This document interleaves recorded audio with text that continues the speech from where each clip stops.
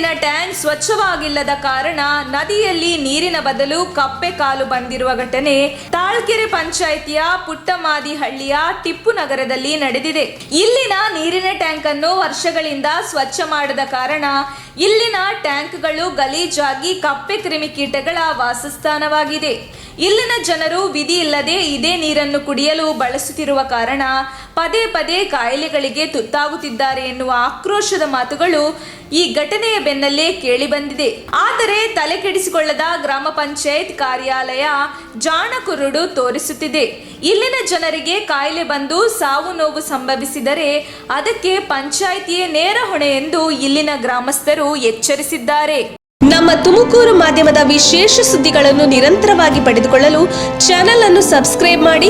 ಕ್ಷಣ ಕ್ಷಣದ ಸುದ್ದಿಗಳಿಗಾಗಿ www.nammattumakuru.com ಗೆ ಭೇಟಿ ನೀಡಿ.